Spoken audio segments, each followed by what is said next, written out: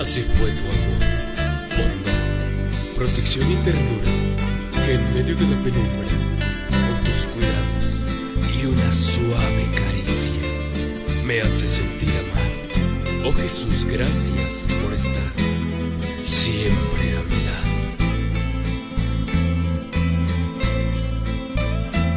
Hay un ser que todo lo puede, hay un ser que todo lo ve, hay un ser que vive eternamente, ese ser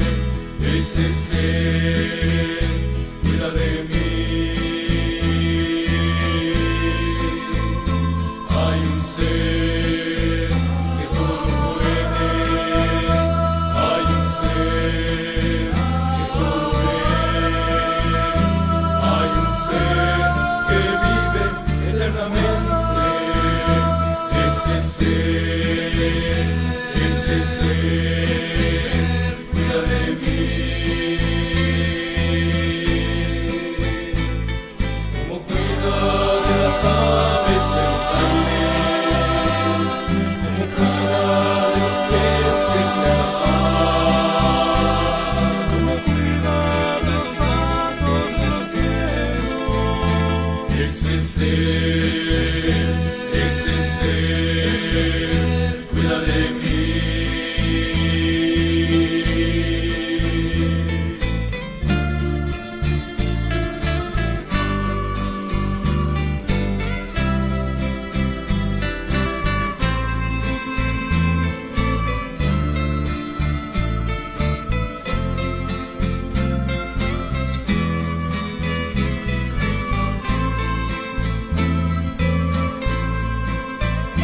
Si me fuere a las alturas de los cielos, si me fuere a lo profundo de la mar, si me fuere a las entrañas de la tierra, ese ser cuida de mí. Si me fuere a las alturas de los cielos, si me fuere a lo profundo de la mar, si me fuere a las entrañas de la tierra, ese ser cuida de mí. Como cuida de las aves de los aires, como cuida de los peces de la mar, como cuida de los atos de los cielos, ese ser cuida de mí.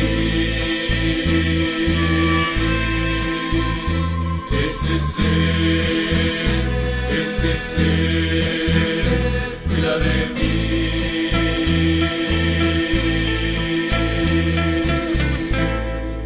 Que podamos o que nos hayamos gozado en esta mañana con estos cantos, con estos himnos que hemos cantado. Pertenezco a mi Rey, su gracia es mayor, ante el trono celestial.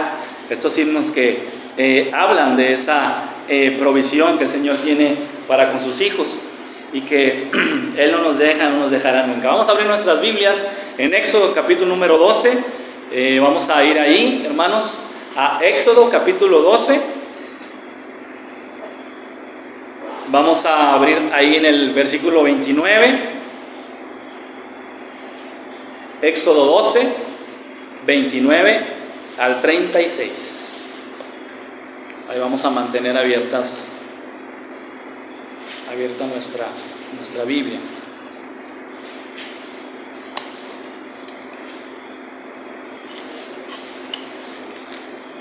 Éxodo capítulo 12, versículos del 29 al 36.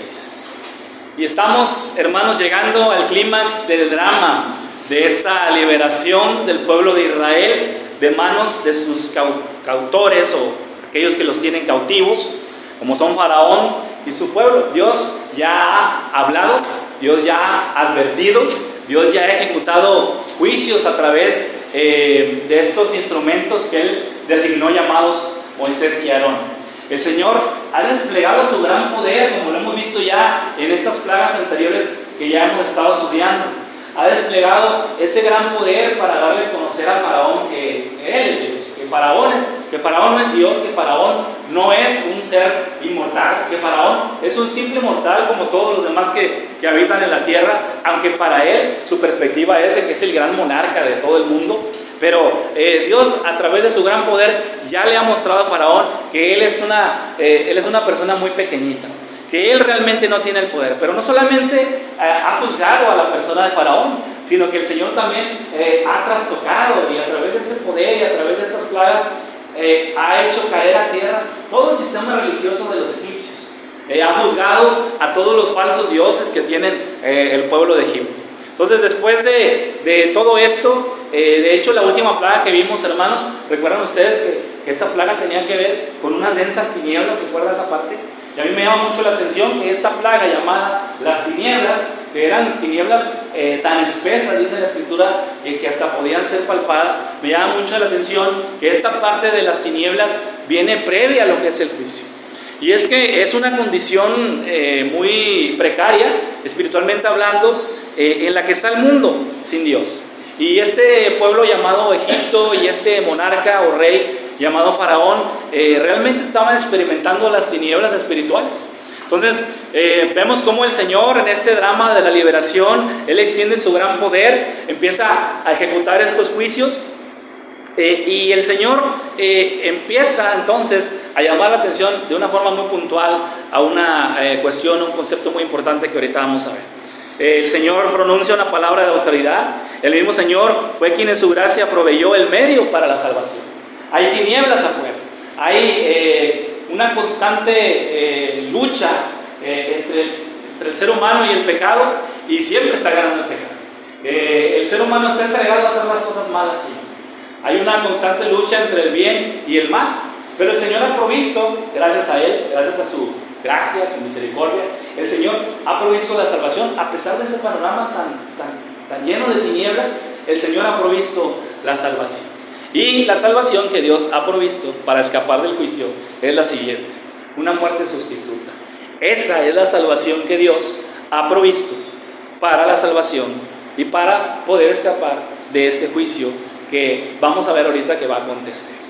Y para esto quiero invitarles a que podamos orar para poner en las manos del Señor esta parte que vamos a estudiar en el día de hoy, en Éxodo capítulo 12, versículos del 29 al 36. Vamos a orar. Señor, gracias te damos en esta mañana porque nos das esta oportunidad de venir ante tu presencia con regocijo, con acción de gracias, con alabanzas. Te damos gracias, Señor, porque podemos sentarnos aquí para poder escuchar libremente lo que tú nos quieres enseñar. Ayúdanos a poder estar atentos y que podamos quitar, Señor, toda distracción, que podamos concentrarnos, que podamos estar atentos nuestros oídos para poder escuchar tu mensaje, que es tuyo, Señor. No es un mensaje de un hombre, no es un mensaje que tenga la autoridad o el sello de alguien común y corriente, sino que este sello, esta autoridad viene de parte tuya y de tu voz y de tu palabra, a la cual debemos de hacer caso y deberíamos estar atentos para obedecer. Le pedimos, Señor, tu bendición en esta hora, en esta mañana, y te damos gracias, Señor, por este día. En el nombre de Cristo te lo pedimos y te agradecemos. Amén. Muy bien, hermanos, entonces en este panorama de desolación, en este panorama de tinieblas, el Señor tiene la solución y Él ha provisto la salvación.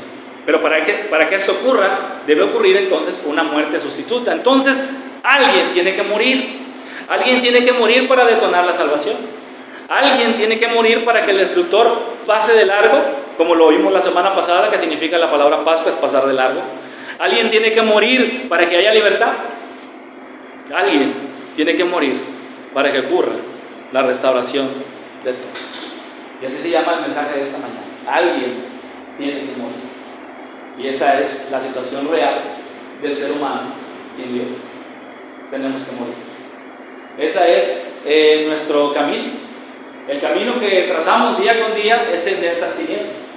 El camino que nosotros como seres humanos comunes sin Dios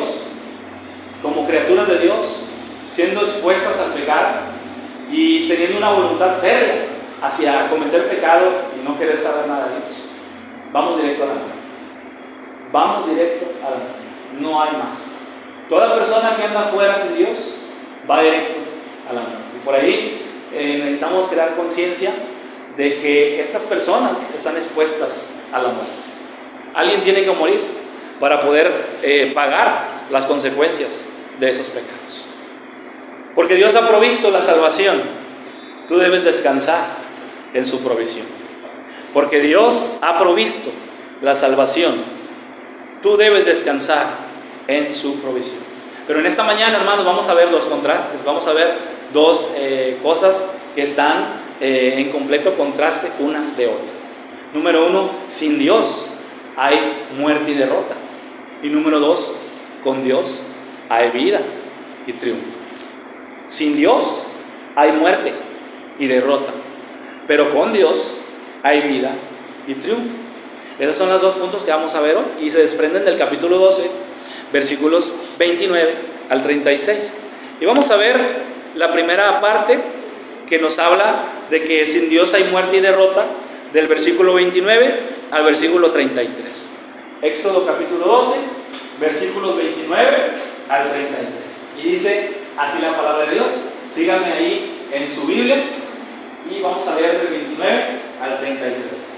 Dice ahí: y aconteció que a la medianoche Jehová hirió a todo primogénito en la tierra de Egipto, desde el primogénito de Faraón que se sentaba sobre su trono, hasta el primogénito del cautivo que estaba en la cárcel, y todo primogénito de los animales. Y se levantó aquella noche Faraón, él y todos sus siervos, y todos los egipcios, y hubo un gran clamor en Egipto, porque no había casa donde no hubiese un muerto. E hizo llamar a Moisés y a Aarón de noche, y les dijo: salid de medio de mi pueblo vosotros y los hijos de Israel, e id, servid a Jehová como habéis dicho. Tomad vuestras ovejas y vuestras vacas, como habéis dicho, idos y bendecidme también a mí. Y los egipcios apremiaban al pueblo, dándose prisa a echarlos de la tierra, porque decían: todos somos muertos. Muy bien, hermanos. Vemos nosotros en esta primera parte de esta historia, donde este drama de la liberación está en su punto más alto, donde el Señor ya había avisado a través de estos juicios que había ejecutado contra el pueblo de Egipto, que había gracia, que había perdón, que había misericordia si se arrepentía. Sin embargo, las tinieblas previas a la siguiente y última plaga, que fue la muerte de los primogénitos, que es la plaga de las tinieblas, nos muestra que aún el corazón de todos los hombres seguía sumido en la oscuridad, y que sus conciencias estaban completamente llenas de una cáscara tan gruesa que no sentían nada. Y sus conciencias estaban, como lo dice la Escritura, cauterizadas. Y vemos nosotros entonces que previo a esta plaga de los primogénitos, de la muerte de los primogénitos, se nos muestra esta condición precaria espiritual del pueblo de Egipto, y no solamente de ese pueblo, sino de todo el mundo que habitaba en ese tiempo. Y también en este tiempo así está la condición del mundo, ¿verdad? Pero vemos que el Señor entonces ejecuta un juicio más, y según lo que vemos aquí, llega a su punto más crítico cuando el versículo 29 nos habla de y aconteció. Lo que Dios dice, hermanos, en su palabra, y Él ya había hablado acerca de este juicio, diciéndole al faraón que dejara de ir a Israel, dejara ir a Israel el primogénito de Dios. El pueblo de Israel era y es un especial tesoro para el Señor, y Él le llamó un primogénito, le llamó como un hijo, el primer hijo que Él tenía y que Él tuvo, y que lo quería guardar y que lo quería liberar. Y le advirtió a Faraón que si él no dejaba de ir a su primogénito, él iba a tocar a su primogénito. Y eso se lo advirtió antes de que sucedieran de estos juicios que ya hemos estado hablando. Sin embargo, Faraón no hizo caso omiso a la palabra de Dios. Pero lo que Dios dice sin duda se cumplirá. Y es que no existe nada que Él haya dicho que no se haya cumplido y que no haya sucedido. Va a llegar un momento, porque dice aquí: y aconteció que la medianoche. Y yo pienso, hermanos, con esta palabra, hablando acerca de esta condición del hombre sin Dios, porque recuerden que estamos en el punto que estamos hablando de que sin Dios hay muerte y derrota. Pienso yo que llega un momento en nuestra existencia, y aconteció. Y a veces yo les he dicho aquí, les he preguntado que si alguna vez hemos pensado en cuál será nuestro último día aquí en la tierra. Y yo creo que el Señor tiene ya especificado, ¿verdad?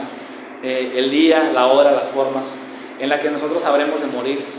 Quizá alguno en su cama, dormido, quizá en algún accidente, quizá por alguna enfermedad.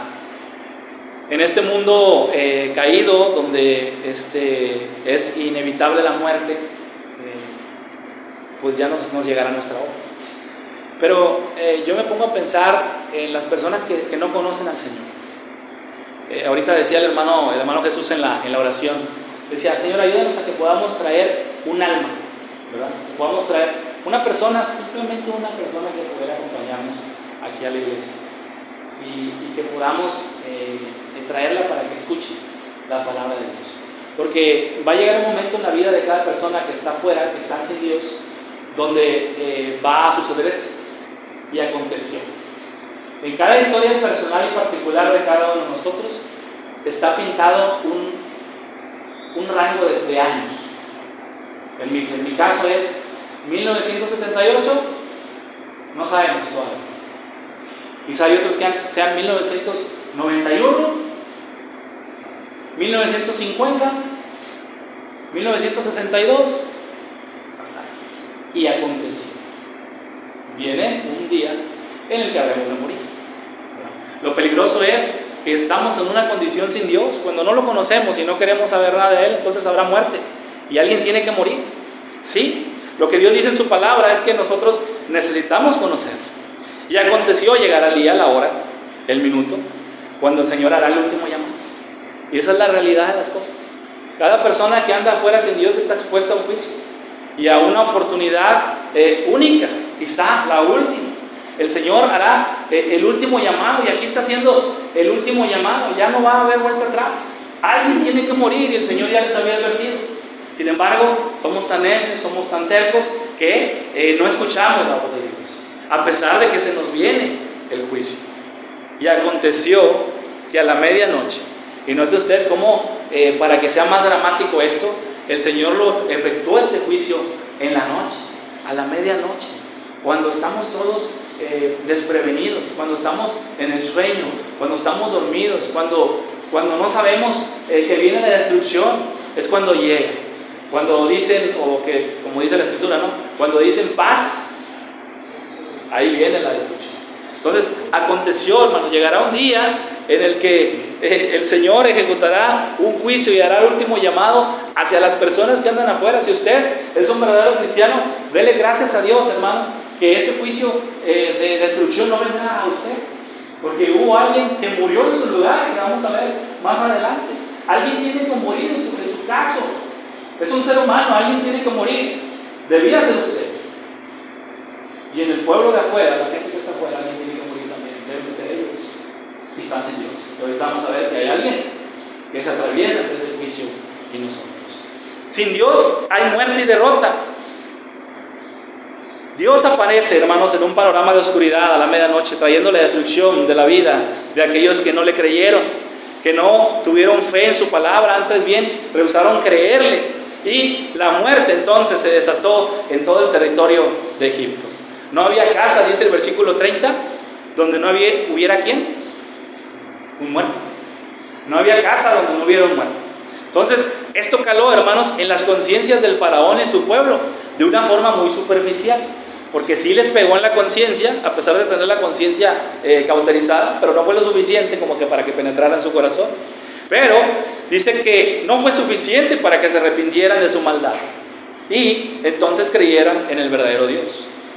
Había lloro, clamor, pero no arrepentimiento. Dice el versículo 30 que se levantó Faraón de noche, en ese panorama sombrío, en ese momento tan crítico, en ese momento tan triste, lleno de juicio. Pero no solamente fue un momento triste, antes de experimentar la tristeza, hermanos, ellos experimentaron el terror. Experimentaron el terror de verse incompetentes ante esta mano poderosa. Imagínense, hermano, yo no creo, la verdad, que se haya visto el ángel tal cual. Los seres humanos no podemos ver estos seres espirituales. Y la gente de Egipto solamente vio a las personas muertas en su casa, su cama a estos jóvenes, a esos primogénitos muertos, no solamente de los que estaban ahí en las casas de una forma libre, sino de aquellos que estaban en las cárceles, también los primogénitos de las personas que habitaban, que estaban en la cárcel, también murieron. Incluso no se salvaron tampoco los animalitos. Los primeros nacidos de los animalitos también fueron exterminados, pero nadie vio pasar ese destructor. Imagínense qué terror de no saber qué es lo que ha pasado, de levantarse a la medianoche y ver este panorama de confusión, y ver este panorama y escuchar estos gritos aterradores de gente llena de terror. Gente que no sabía qué había pasado, pero que ya tenía a su familiar muerto ahí en su cama o en el piso donde haya pasado el ángel para poderlos asesinar o matar por esta cuestión del pecado. Entonces, hermanos, estamos viendo que eso estaba pasando en este panorama. Dice que se levantó aquella noche Faraón y hubo un gran clamor en Egipto porque no había casa donde no hubiese un muerto. Y aunque había lloro y clamor y terror, estaban sorprendidos, estaban aterrorizados por lo que había pasado. Bueno, ni aún así se pudieron acordar de las palabras que todos los días les decía Moisés, de las palabras que todos los días le explicaban Moisés y Aarón al pueblo.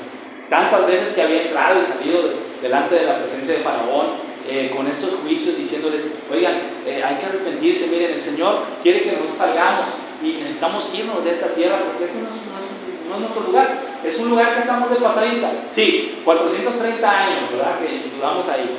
El Señor no nos olvida, el Señor se acordó de su pueblo. Es tiempo de que salgamos, pero el pueblo de Egipto no había querido y había resistido a esa parte. Entonces, estas son las consecuencias. Si Dios, hay muerte y hay derrota. Entonces, por eso estos hombres se aterrorizaron. Estos hombres fueron completamente infieles a la palabra de Dios. No le hicieron caso al Señor, incluso en esta situación, hermanos. Y fíjense que en alguna ocasión el Señor Jesucristo, hablando de parábolas y hablando acerca de la situación del estado eterno, de gente que muere sin su palabra, sin aceptar su sacrificio, Él decía que en las tinieblas de afuera echaron.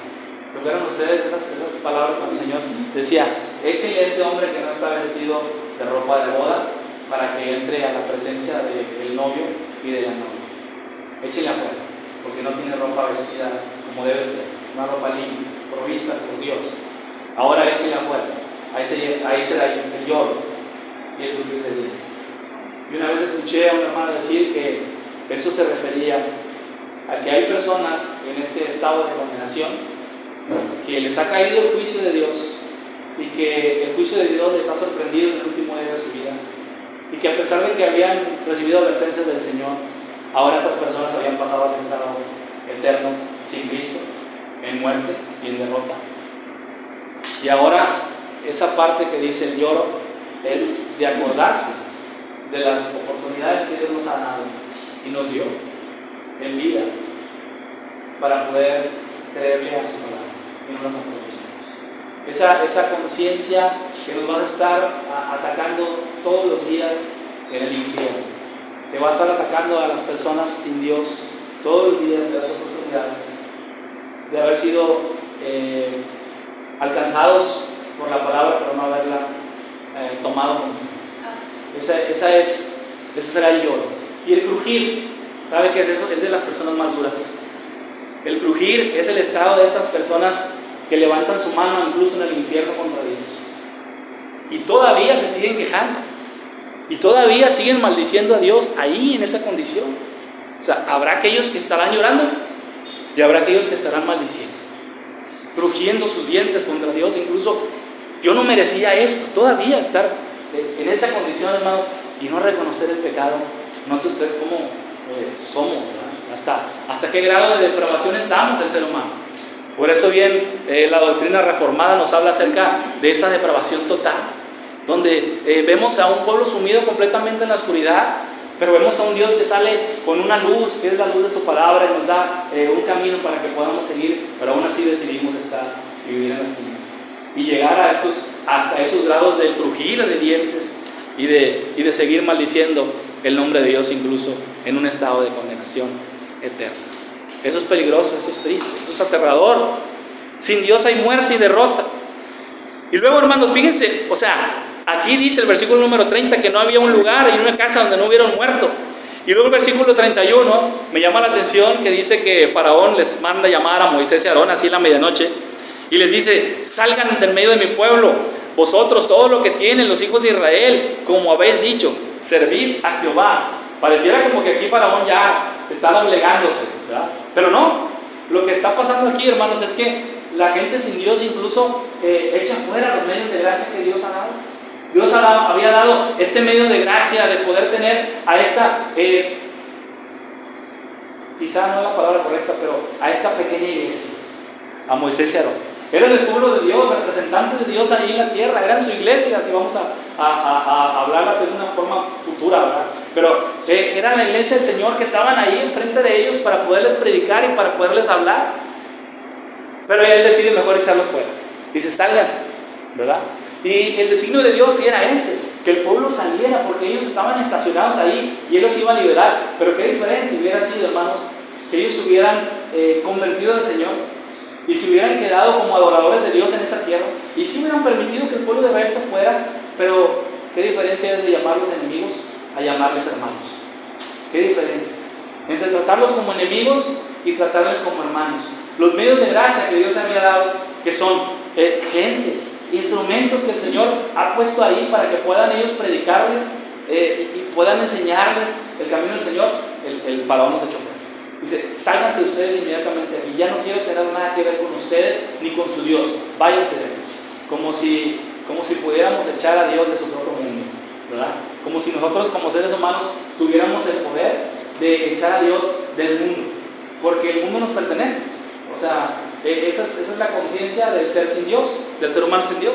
El mundo es mío, me pertenece. Todo esto que veo, yo quiero hacer mi voluntad, no quiero hacer la voluntad de Dios, ¿verdad? Entonces, echamos fuera estos medios de gracia que el Señor ha provisto y no queremos entonces atender el consejo de Dios dado por verdaderos creyentes. Es lo que hizo Faraón. Preferimos la pobreza espiritual, preferimos la desolación espiritual, preferimos vivir en nuestros deleites y satisfacer nuestros propios deseos. A veces, hermanos, hasta intentamos quedar bien con Dios cuando estamos en esta condición sin Dios. Intentamos quedar bien sin Dios dando algo para Él, para calmar un poco nuestras conciencias. Sí, llévense esto, llévense estas cositas, llévense estos pequeños regalos de algunas vacas, algunas alhajas, cositas que les vamos a dar a ustedes de nuestro corazón bueno. Tenemos un corazón bueno como Egipto representa ante todo el mundo, y les vamos a dar algo para que se lleven. Entonces, a veces intentamos quedar bien con Dios, pero ¿qué le podemos dar al Señor, hermanos, si a Él todo le pertenece? ¿Qué le podemos dar si tan necios y ciegos somos por nuestro pecado que buscamos comprar el favor de Dios? O pedimos a otros que oren por nosotros simplemente. Pero ¿sabe qué le decía Faraón realmente? Cuando decían: oren y bendíganme a mí y oren por mí, no estaba realmente arrepentido, solamente era religioso. Era religioso y no quería tener nada que ver con el poder de Dios. Y cuando estaba leyendo esto, hermano, me acordaba de aquel hombre llamado Simón, ¿recuerdan en Hechos? Que él veía cómo los apóstoles imponían las manos y venía el Espíritu Santo y se manifestaba esta obra de Dios, de haber recibido el Evangelio, y luego en vidas regeneradas y transformadas que confesaban el nombre de Dios, a pesar de que en ese tiempo confesar a Cristo era condena de muerte. Bueno, este hombre decía: oigan, andaba emocionado viendo esta obra, y él quería que los apóstoles le dieran ese poder, como si el poder de Dios se pudiera comprar. Él decía: oigan, yo les quiero pagar, pero denme esta forma de poder también poner las manos y que el Espíritu Santo, poder manipular las cosas de Dios. Yo quiero tener esta capacidad de poder manipular. Si todo le pertenece a Él, ¿qué le podemos dar al Señor? ¿Qué somos nosotros? La encomienda es sacar al Dios de la sociedad y todo lo que tenga que ver con Él. Esto es triste, porque pensamos que podemos gobernarnos a nosotros mismos, pensamos que podemos subsistir nosotros mismos, y pensamos que nos podemos mejorar a nosotros mismos. ¿Cuántos intentos hay por mejorar la sociedad, hermanos? En nuestros propios esfuerzos. Y la sociedad no mejora, antes bien va peor. Bueno, entonces, ese es el panorama del hombre sin Dios. Tiene muerte, hay destrucción, hay muerte eterna, pero hay también derrota. Todos somos muertos. Es un temor a perder la vida. Cuando dice el versículo 33, hermanos, ahí, que dicen que los egipcios apremiaban al pueblo para que se fueran, porque el versículo 33 dice al final: porque decían: todos somos muertos. Imagínense, Estaban aterrorizados porque no sabían qué había pasado. Había una persona muerta por lo menos en cada casa del pueblo de Egipto. Y luego echaban al pueblo de Dios y no querían tener nada que ver con Dios, porque decían, ahora ya se murió uno y yo no me quiero morir.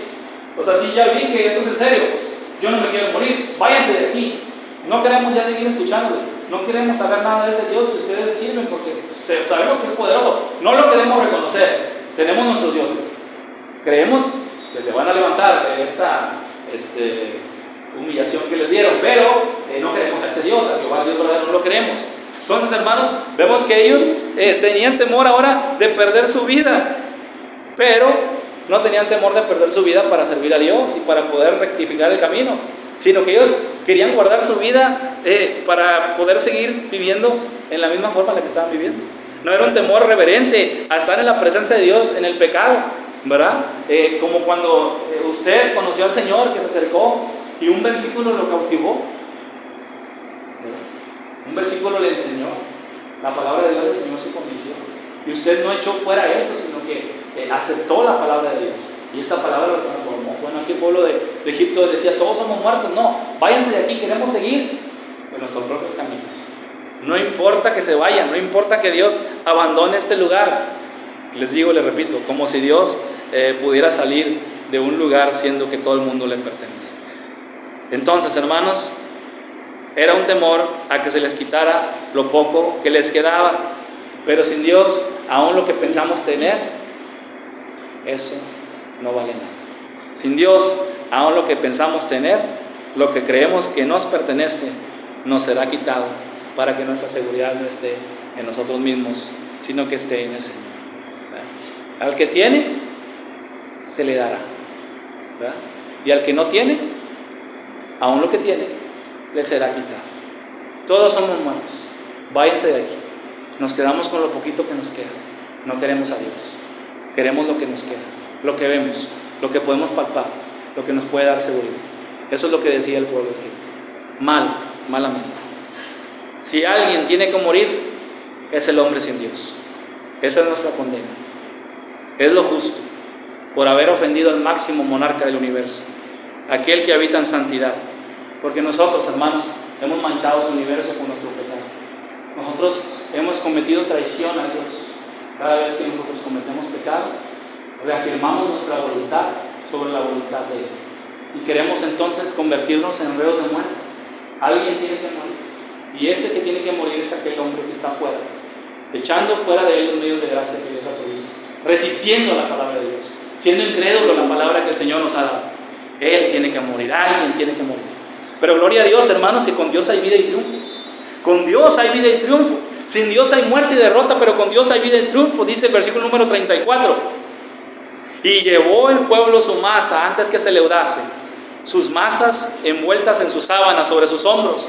E hicieron los hijos de Israel conforme al mandamiento de Moisés, pidiendo de los egipcios alhajas de plata y de oro y vestidos. Y Jehová dio gracia al pueblo delante de los egipcios, y les dieron cuanto pedían.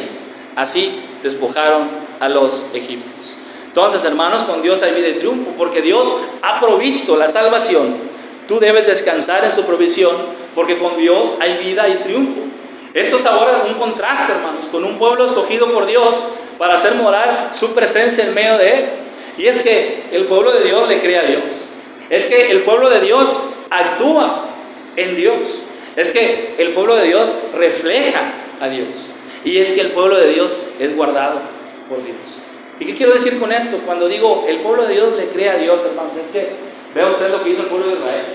O sea, versículos antes del 29, del pasaje que estamos escuchando, viendo, leyendo y estudiando, dice que todos guardaron puntualmente lo que el Señor les había dicho y pudieron ofrecer ese corderito sin defecto, y con esa sangre que había derramado su corderito poder marcar la entrada a sus puertas para que ese ángel que nadie podía ver trayera ese luz.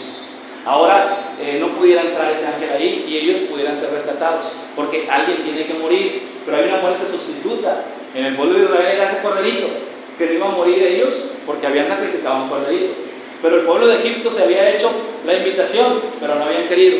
Pero ahora el pueblo de Dios entonces le cree a Dios. Ellos, hermanos, puntualmente hicieron lo que Dios les había dicho a través de Moisés y de Aarón. Y ahora vemos nosotros también que ellos salen con esa masa. Antes de que se leudase, dice que la traían ahí cargando para poder celebrar seguir celebrando. Después a la carrera iban a salir porque Dios ya les había advertido: oye, agarren todas sus cosas para su día. Agarren su bastón, agarren su bordón, agarren todo eso que tienen que agarrar, es su provisión, porque los voy a destacar con gran victoria. Entonces el pueblo le cree a Dios. El pueblo de Dios actúa también en Dios. Actúa en Dios porque le cree a Dios, ¿verdad? Recuerda usted que primero la fe viene por el oír, ¿verdad? Y el oír por la palabra de Dios. Entonces esa fe se traduce en obras. Es inevitable que nosotros como cristianos no actuemos. Es inevitable que nosotros como cristianos podamos estar nada más sentados todos los domingos y vengamos a estar sentados solamente. O sea, no, eso no es una vida cristiana. Cada uno de nosotros al salir de aquí, actuamos, tomamos decisiones, hablamos con otras personas, pero todo esto lo hacemos dentro de un contexto que se nos dice la Escritura, en obras que el Señor prepara para que nosotros podamos entrar. Si estas obras son obras que pueden impactar a otros, son obras que pueden enseñar a otros, y que todo eso puede redundar en lo que mencionaba el hermano Jesús, en poder traer a algún invitado. Incluso, hermanos, no sé si a ustedes les ha pasado, a mí me ha pasado en algunas ocasiones, incluso hay gente sola te dice: te voy a acompañar a la iglesia. No sé si les ha pasado. O sea, a veces ni uno ni los invita, y a veces nos hacemos, llegan aquí con nosotros, la persona que quiso venir o llegó sola, y nosotros a veces nos llevamos el crédito, ¿no? Sí, yo le estuve hablando, yo le estuve diciendo. Pero a veces las personas llegan solas, a veces ellas solas, porque lo ven que usted es diferente, la ven que usted es diferente, y que actúa de formas distintas, que toma distintas decisiones, que toma en serio la vida cristiana. Entonces las personas empiezan a fijarse en ese reflejo, porque usted está actuando en la voluntad del Señor, está actuando en el Señor. El pueblo de Dios entonces también refleja a Dios. Nos esforzamos cada día por reconocer que Él es nuestro Salvador, y el pueblo de Dios también es guardado por Dios. Estando en Él somos guardados por su poder en Cristo, y el Señor nos da gracia para vivir la vida cristiana. Tendremos entonces la provisión de Dios en nuestra estancia terrenal. Y recuerdo las palabras del Señor Jesús, ¿verdad? Cuando Él decía: deben de confiar en el Señor, porque Él los va a cuidar. Hay un canto que dice: si Él cuida de las aves, cuidará también de mí, ¿verdad? Todos nuestros cabellos están contados, aunque sean pocos, ¿verdad? Todos nuestros cabellos de la cabeza están contados. Cada persona que vive en este planeta, el Señor la conoce de pies a cabeza, en lo más profundo de nuestro corazón. Y a sus hijos los conoce también de una forma perfecta. Si Él cuida de esos pajarillos, nosotros valemos más que esos pajarillos, ¿verdad? Entonces el Señor cuida de nosotros. Entonces, hermanos, alguien tiene que morir. En el caso de usted también alguien tiene que morir, y éramos nosotros los que teníamos que morir. Sin embargo, de este lado de las relaciones con Dios, es decir, de aquellos que aman al Señor, que son cristianos y desean la comunión con Él, alguien tuvo que morir, y no fuimos nosotros, hermanos. Deberíamos de ser nosotros, pero alguien sustituto tomó nuestro lugar. Alguien tomó nuestro lugar en el perfecto sacrificio por el pecado que nosotros no podíamos ofrecer, y para que nosotros no podamos y no tengamos que morir. Aquel que tomó nuestro lugar es el Cordero de Dios. El Cordero de Dios que quita la mancha del pecado en este mundo. Es el Señor Jesucristo. Romanos capítulo 6, versículo 23 nos dice lo siguiente.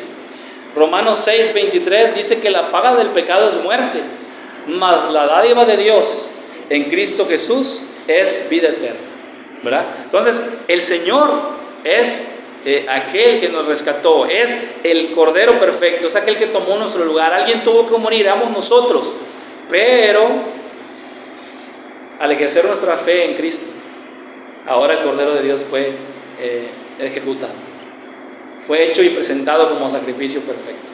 Efesios capítulo 5, versículo 2 también nos habla acerca de esa verdad. Efesios 5:2, ya para terminar, hermanos, vamos casi terminando. Efesios capítulo 5, versículo 2 dice: y andad en amor, como también Cristo nos amó y se entregó a sí mismo por nosotros, ofrenda y sacrificio a Dios en olor fragante. La victoria en Cristo sobre la muerte y el pecado es gracias a su sacrificio. Esto produce inevitablemente gozo, alegría, motivación, aliento para nuestra vida y nos lleva al agradecimiento a Dios por la provisión de su Hijo en sacrificio que nos hizo. Hermanos, y eso es el Evangelio. El Evangelio es una celebración constante de la obra completa del Señor Jesús, no solamente de su vida, también de su muerte, pero también de su resurrección, y también de su ascensión, y también de su reinado. Eso es el Evangelio, una celebración completa de esta historia de la redención que el Señor trazó en la Escritura, no para nosotros, no para que nosotros fuéramos salvos solamente. Nosotros fuimos beneficiados en ese inter.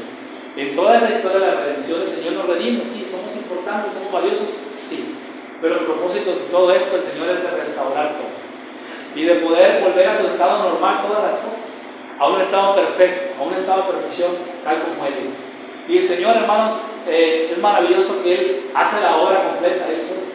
Él solo trazó los planes, los tiempos, los momentos, las formas, y el Evangelio nos lo entregó para que nosotros pudiéramos confiar en Él y que nosotros pudiéramos conocer que con Dios hay vida y triunfo. Y esa vida no está en el mundo, no está en nosotros mismos. Esa vida está en su Hijo Jesucristo, el cual nos amó y se entregó a sí mismo por nosotros en sacrificio y en ofrenda, en olor fragante a Dios. Hermanos, entonces alguien tiene que morir. Pero en el caso de usted, en el caso mío, no fuimos nosotros. Y gloria a Dios por ello. Fue nuestro Señor que por el puro afecto de su voluntad tuvo a bien el entregar su vida para poder ser el sacrificio perfecto y para rescatarnos a nosotros de esta condenación.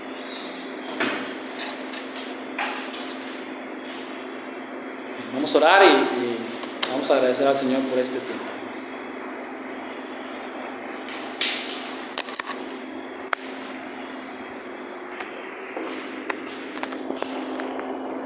Vamos a orar. Señor, te damos gracias en esta mañana porque reconocemos, Señor, la salvación que tú nos has dado en Cristo. Te agradecemos, Señor, porque no deseábamos a Dios.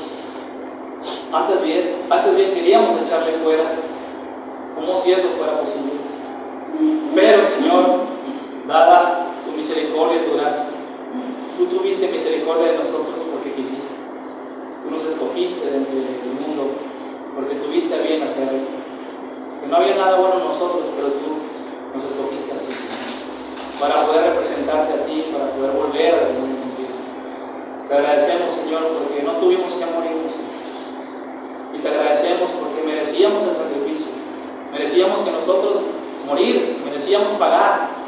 Pero gracias, Señor, porque el Señor Jesucristo demostró amor y gracia. Y Él puso su vida en rescate por nosotros. Te agradecemos, Señor, porque eso impacta nuestra vida de tal forma que queremos ahora actuar en Dios, reflejar a Dios, que podamos gozarnos en Dios y festejar todos los días de nuestra vida esta victoria que nos ha dado sobre la muerte y sobre la derrota de la muerte, Señor, a través de su vida, de su muerte, de su resurrección, de su ascensión, de su reino. Ayúdanos, Señor, a poder aplicar esas verdades a nuestra vida diaria, que podamos recordar que somos tus hijos, que podamos pensar todos los días que hemos escapado de un juicio, no por nosotros mismos, sino por ti. Y que podamos también, Señor, compartir con otros que están expuestos a la condenación y poderles hablar, Señor, de que en Cristo hay salvación y que solamente en Él hay perdón de los pecados. Ayúdanos, Señor, como iglesia, solo gracias que podamos dar precisamente eso, gracias para los demás. Que podamos ser de impacto para esta colonia y para aquellas personas que nos rodean, que nos ayudes con ellos. Te agradecemos todo en el nombre de Cristo, nuestro Señor y Salvador. Amén.